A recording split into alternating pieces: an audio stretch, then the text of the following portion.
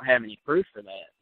But and if you do a little study on Captain Will Fritz, he was an ace interrogator. He'd handled a number of cases. He had a long career.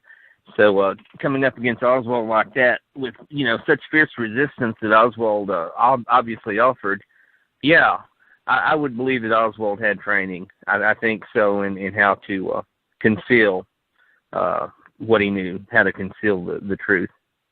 Yeah, and he, and he, not only that, but he, there's a lot of questions about this guy, and I think the central of the case gets lost, in that Lee Oswald and who he was as a person gets lost in all of the Oliver Stone and the JFK movie and the CIA and Russia and all these things.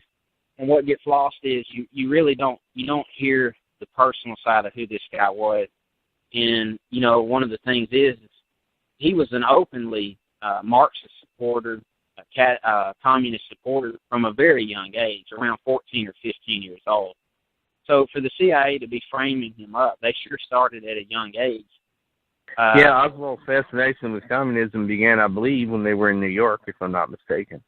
Yeah, as a young man, he received a flyer about a group of communists that were on trial in America, I believe, for spying, and that's kind of where his belief started. But that last point I pointed out was by a researcher named Gus Russo, and there's a lot of these guys who can bring a lot of logic to this case that a lot of logic is not brought out. And one of them is we have a lot of questions about who Oswald is. Normal people don't take trips to Russia, and they don't come back with Russian wives. And it'd be like if I went to Iran today and married, a radical Islamist wife and brought her back to America. And normal people don't go to Mexico City in the heights of the Cold War and try to get into Cuba and visit the Russian consulate and spend time down there. So we have a lot of questions about, why was Oswald in Mexico? Who did he hang out with down there? Why was there never any photos produced of him down there? And why were the voice recordings of him destroyed? And all of these things were evidence that the government had to destroy because it was in their hands. So as far as where I stand, I'm not completely sold yet. I wouldn't say the CIA did it. I'm definitely suspicious that they didn't know anything about him like they claim. I'm suspicious that they didn't drop the ball. And do you lean toward the possibility of cover-up after the fact? After obviously Oswald is the perp, and so then the CIA swiftly moves in to try to conceal and cover up. Do you think that's a possibility? Yeah, I think something that's missed in this is that the historical context of the case is thrown out. And we're in an era now where things aren't put in context and they don't matter anymore, and whatever you believe is true. And so you have to understand that Lyndon Johnson, when he took office, was immediately worried that this was a conspiracy and that it was going to be covered up. But a lot of people don't know is Lyndon Johnson was on the phone with the Mexican president not long after the assassination and was getting reports from his ground sources that Oswald had had contact with certain characters in Mexico City that could possibly lead to World War III, because it would look like Castro had done this. Now, I'm not completely told that Oswald was not in contact with some G2 agents down in Mexico City. That's not to say that Castro ordered it, but he did offer, from eyewitness accounts, he did offer to kill President Kennedy down there. And I'm not certain that they didn't encourage him to do that. But I'm also not certain, there's always the theory that the CIA played on this and let Oswald think he was going to do this. You have people that believe that think he was going to do this for Castro, and then they turned around and used it against him afterward and paid it off. You spoke earlier of Oswald's Marxist beliefs. I'm sure you're familiar with his time in New Orleans, and he actually appeared on a radio program down there, which still exists, and I've heard clips from it. and he was on TV a couple of times as well. At that time, you're probably also aware of that.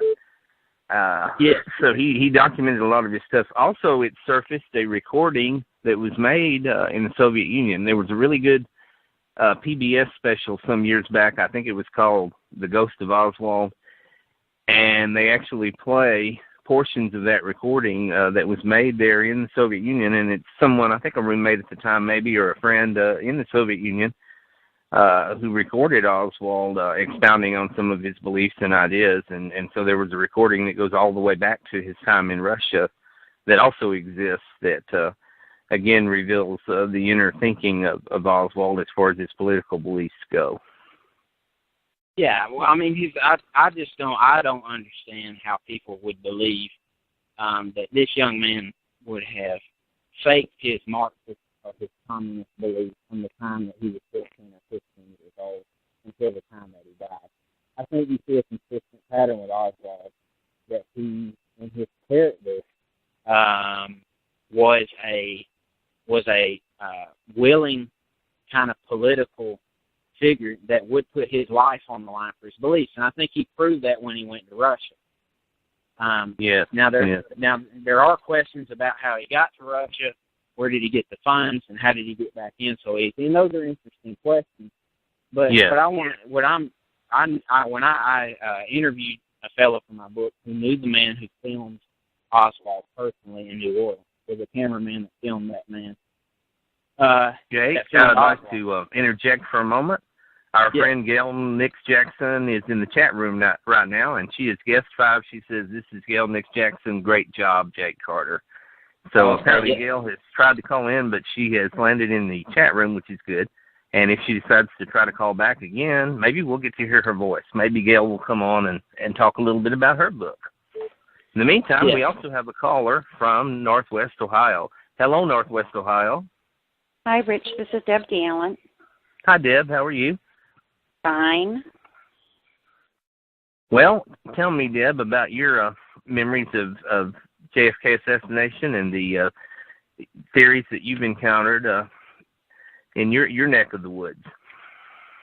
Well, I was 8 years old and came home from school, and it said across the TV screen, "Death of a President." And I mean, I can remember just thinking, this is unreal. This can't be.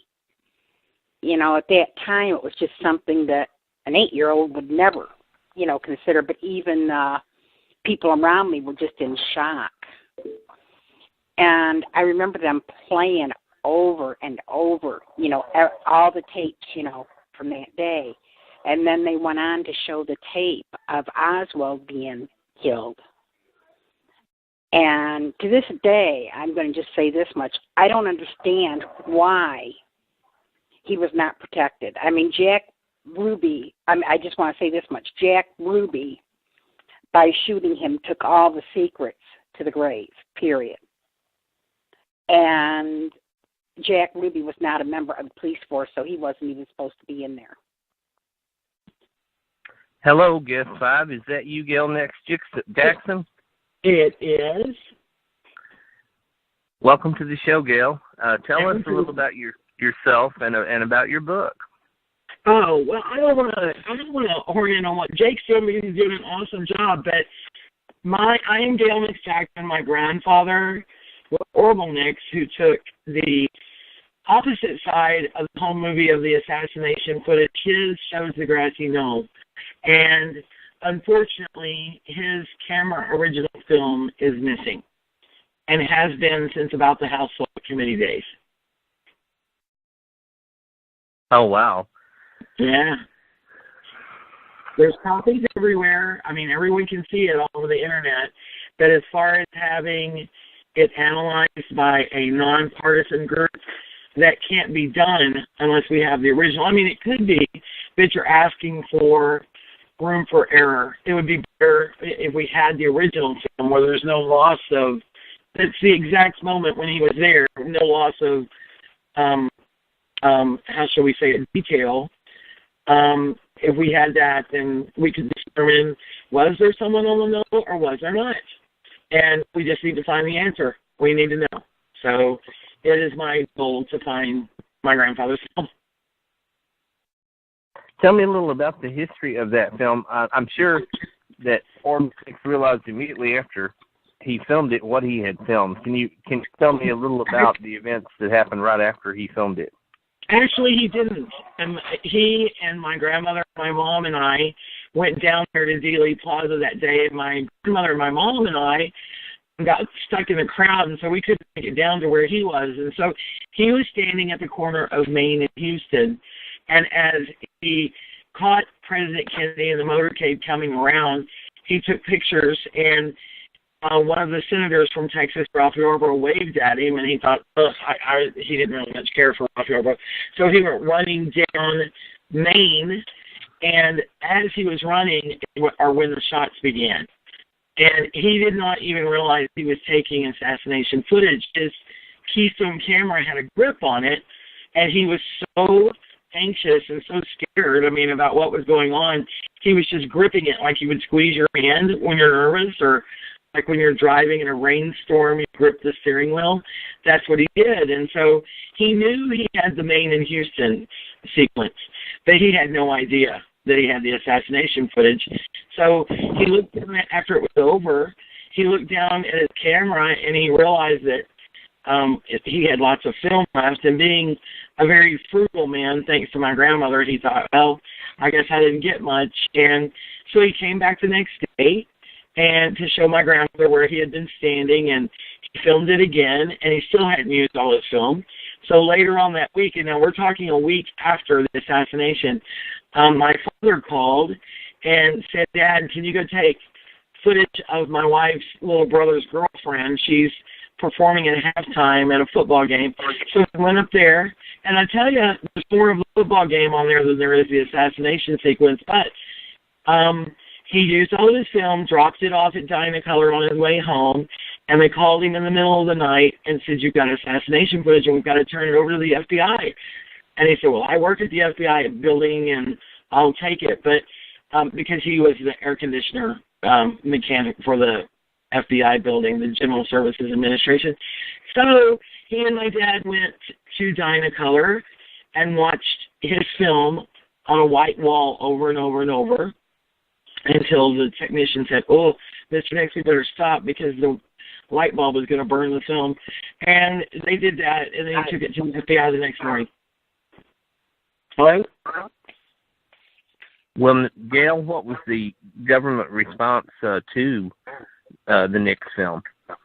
There wasn't much one at all, to be quite honest. And he took it to Time Life magazine, who said, well, we'll give you $3,000 for it because we find it to be a nuisance film, which hurt his feelings, and so the UPI bought it for $5,000. Now you have to remember that Time Life paid $150,000 to the Zapruder for the Zapruder film. Yeah, and they gave my grandfather $5,000, and it became lost during the House Select Committee days, and we don't know why. Now, why would it have become lost? Why? It's a piece of evidence. There's no other film that people were aware of that is missing, but his is. So. And an interesting aspect of the Nix film is that it's from a vantage point from the other side, across the street. So you're almost seeing the Zapruder film in reverse in one sense. That's right. That's right. Mm-hmm. Well, tell us a little about your book and about what you discuss in the book. It is about how my grandfather was treated by the government and by the media. It is how, when he was asked to tell the truth, he told the truth, but then was told to say something different. And Beans is how this was a man who went through the Depression, who loved his government, who didn't want to make any waves for his job. He did pretty much as he was told. He got phone calls that were threatening.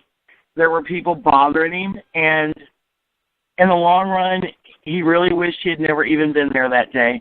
But the thing about his film is there are many conspiracy theorists, and I consider myself a conspiracy realist, honestly. I don't think that the government told us the truth about what all happened, and that's why I believe in a conspiracy. But it talks about that. It talks about how one of the technicians who saw the film in the early 70s said that he saw a figure in the background and pointed that out to UPI, who sent it off to ITech and to the JPL labs, and after that, no one talked about it. So I don't know. I wrote the book in the hopes that if someone knew where the film was, that maybe they would get in touch with me, or to make people aware of how evidence and how people were treated during that time.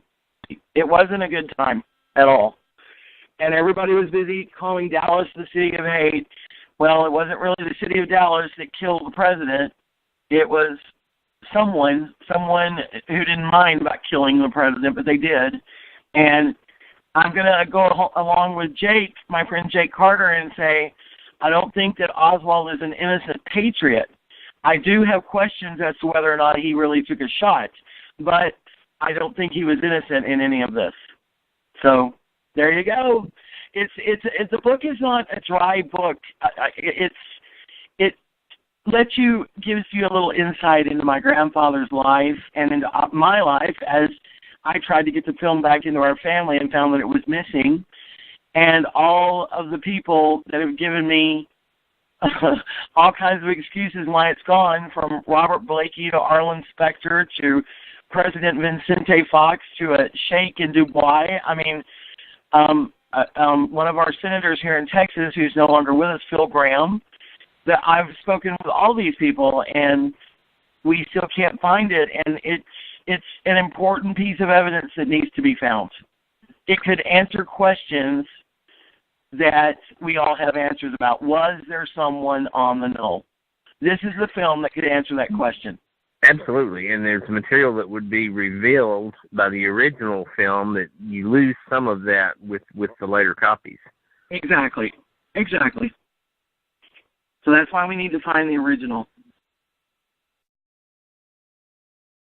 Jake, what do you think Jack Ruby's motivation was in shooting Oswald?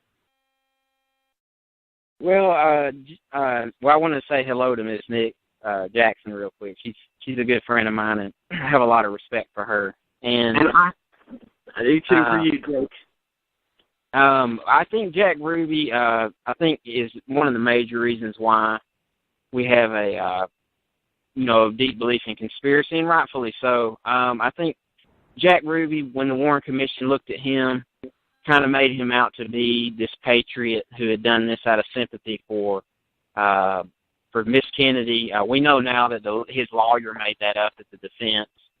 I think Jack Ruby's ties to organized crime, to at least say he had ties, is undeniable. The House Select Committee in the 70s did a great job of putting together his phone records, and they spiked in the months leading up and the weeks leading up to the assassination. We know one of the first people that visited Jack Ruby in jail was one of the Dallas Mafia underbosses, and, the theory goes that he visited him to make sure he wouldn't talk. I think, to be fair, to answer your question, I don't fully know what motivated Jack Ruby. I think his actions, I don't buy the line that Jack Ruby was so hungry for power that he would have murdered Oswald to do it. We know he stalked Oswald for 2 days before he murdered him, and he had information about Oswald's pro-Castro group that he corrected Henry Wade with, the district attorney from Dallas. So how did he get this information? And, one of the things I have that I bring up, something in my book I bring up about Jack Ruby, is he did have statements where he was concerned that this was going to be blamed on the Jews because he was Jewish. And he had, but this deal that he killed President Kennedy because he had so much passion for him that he wanted to murder Oswald. But where was he when the motorcade came through in Dealey Plaza? Well, he was right up the street. So why didn't he come see him then if he had so much passion for him? Right. And, I think if Jack Ruby was working for the Mafia in any way, even if he wasn't, I think that the fact that he stepped out and shot Oswald would have immediately brought attention